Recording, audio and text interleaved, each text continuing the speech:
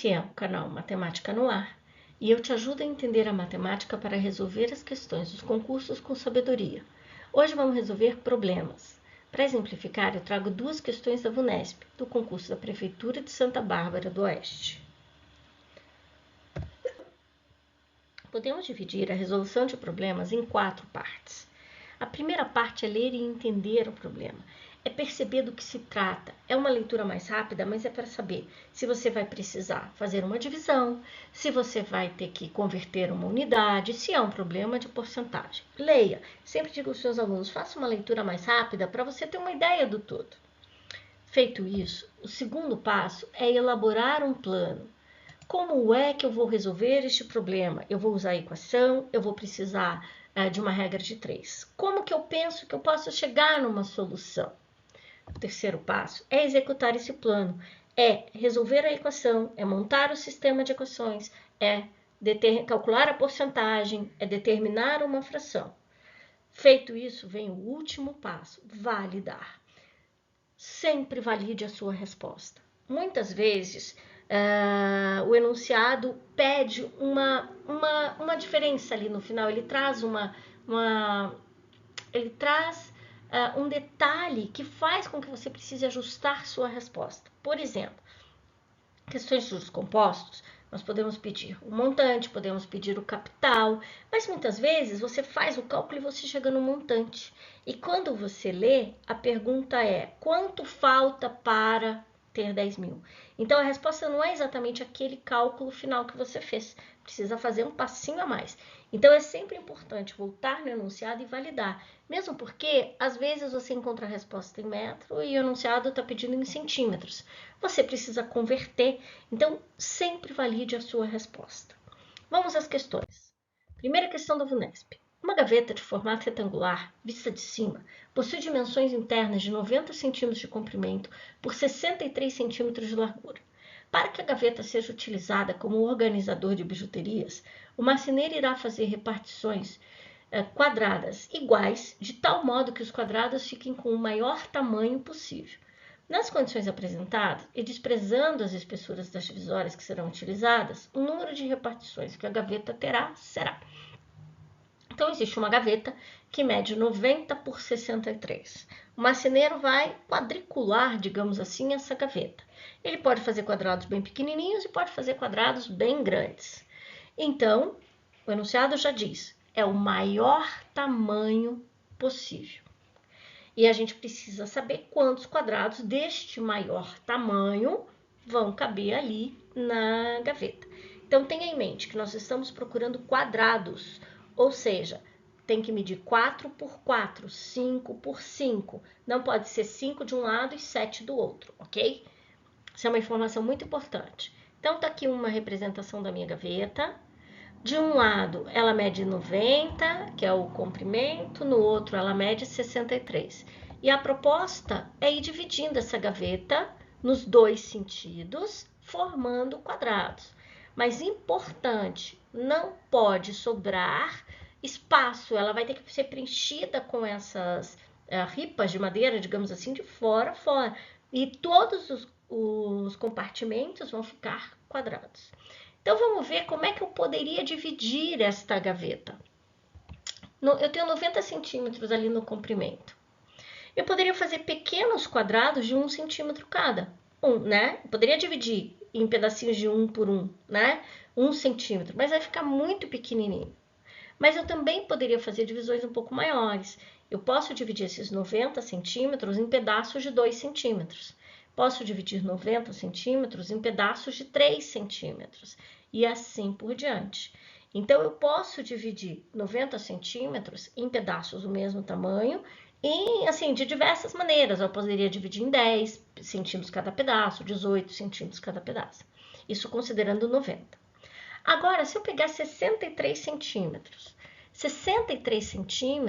eu poderia dividir em pedacinhos de 1 centímetro. Eu teria 63 pedaços de 1 centímetro. Um pedacinho um pouquinho maior, de 3 centímetros, pedacinho maior, de 7 centímetros, e assim por diante. Se você tem dúvida aqui nessa parte, você precisa retomar o conceito, talvez, de múltiplos e divisores. Acho que vai te ajudar, tá? Tem vídeo aqui no canal que fala sobre isso. Agora, o enunciado diz que é o maior tamanho. E qual é o maior tamanho que aparece nessas duas listas? É ele que nós vamos usar. Então, eu tenho 9 centímetros na primeira e tenho 9 centímetros na segunda. O que significa isso? Que os nossos quadradinhos vão medir 9 por 9. Então, naquele lado que mede 63, eu vou ter 7 quadrados, medindo 9 centímetros. E já no outro lado que mede 90, eu vou ter 10 quadrados, de 9 centímetros também. Então, essa minha gaveta vai ficar 10 quadrados num sentido e 7 no outro. Se é 10 e 7, eu tenho 70 quadrados, ok? Então, resposta 70. E vamos a outra questão. Duas pessoas caminham pela mesma trajetória, partindo ambas do mesmo ponto ao mesmo tempo. Uma delas consegue estabelecer uma média de 120 passos por minuto, enquanto a outra dá somente 4/5 das passadas e vai ficando para trás. Se em ambos os casos as duas pessoas conseguem percorrer em cada passo um trecho de 40 centímetros, a distância entre elas ao final de meia hora será... Então veja, são duas pessoas, elas saem do mesmo ponto, só que uma anda mais rapidinho, porque ela dá 120 passos a cada minuto. E a outra anda 4/5 dessa quantidade. Então, uma está lá na frente, a outra está aqui atrás. E eu preciso saber no final de 30 minutos qual é a distância entre elas, ok? Bom, para resolver isso, nós vamos descobrir quantos passos a segunda pessoa dá, porque uma dá 120. A segunda dá 4/5 de 120 passos. E como que eu calculo 4/5 de 120 passos? Eu troco aquele D por uma multiplicação. Então, é 4/5 vezes 120. Agora, como que faz esse cálculo da multiplicação? Na multiplicação de fração, a gente multiplica os numeradores e os denominadores. Então, ali o denominador, que está embaixo do 120, é 1, por isso eu não escrevi. Então, o cálculo que eu vou fazer vai ser 4 vezes o 120 e 5 vezes 1, que é 5. Então, eu multiplico os numeradores e depois eu divido por 5. Isso dá 480 por 5, que dá 96 passos. O que significa isso? Na prática, enquanto uma pessoa está caminhando 120 passos, a outra está caminhando 96. Então, eu já sei quantos passos elas dão, certo? Uma dá 120 e a outra dá 96. Mas elas vão andar em 30 minutos. A caminhada delas demora 30 minutos. Vamos ver o que acontece em 30 minutos. A primeira pessoa vai dar, em 30 minutos, 30 vezes 120 passos, porque é 120 por minuto. Então, ela caminha 3.600 passos. Está lá caminhando 3.600 passos. Só que em cada passo, segundo o enunciado, ela anda 40 centímetros. Então, um passo é 40, 2 passos é 80 e assim por diante. Então, ela vai andar 3.600 vezes 40 centímetros, porque cada passo tem 40. Então, ela andou 144 mil centímetros. E a outra pessoa? O que muda? A outra, ela andou um pouquinho menos de passos, né? Então, em vez de 120, ela andou 96. Então, ela anda 2.880 passos. Mas em cada passo dela também tem 40, né? É a velocidade dela que é menor. Então, em cada passo, ela anda 40, então ela vai andar 115.200. Qual é a pergunta do enunciado? Qual é a distância entre elas? Uma andou 144 mil e a outra 115.200. É só subtrair, tá lá. A diferença entre elas é 28.800 centímetros. Não existe essa alternativa. Lembra que eu falei de validar? Poderia ter essa alternativa aqui e não tem. Como é que eu vou fazer para converter 28.800 centímetros em metros? O que eu preciso fazer?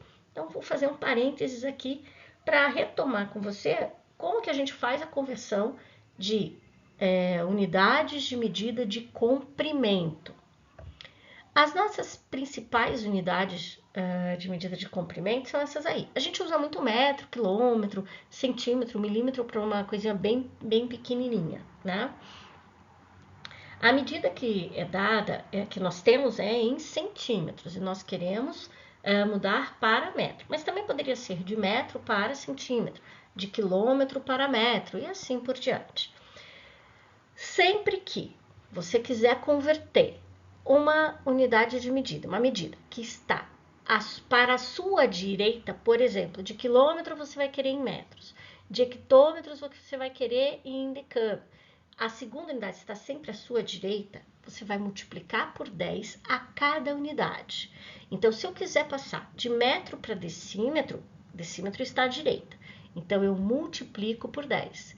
Ah, e se eu quiser mudar agora para centímetro, multiplique por 10 de novo. E se eu quiser passar de centímetro para milímetro, multiplique por 10. Agora, no sentido contrário, eu tenho uma medida que está em centímetros e quero passar para decímetros, divido por 10. Ah, mas ela está em decímetro e eu quero passar para metro, divida por 10. Então, a cada unidade que você for trabalhar, vai sempre dividindo por 10, ok? Então, nesse caso, eu tenho 28.800 centímetros e eu quero passar para metro. Eu divido por 10, chego em decímetro. E divido por 10 de novo, eu chego em metro.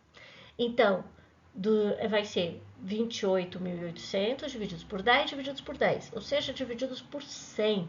Por isso, a resposta é 288. Ok? Bons estudos!